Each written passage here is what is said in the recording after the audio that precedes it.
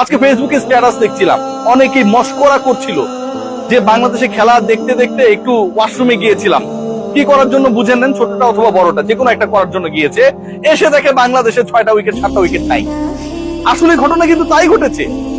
Wicket যেভাবে পড়েছে, যেভাবে 100 ফর 1 থেকে 105 ফর 8 হয়ে গেল, যেভাবে 7 উইকেটের পতন ঘটলো মাত্র 4 রানের ব্যবধানে, 5 রানের ব্যবধানে, এতে প্রত্যেকটা উইকেট গেছে 1 মিনিটেরও কম সময়ে।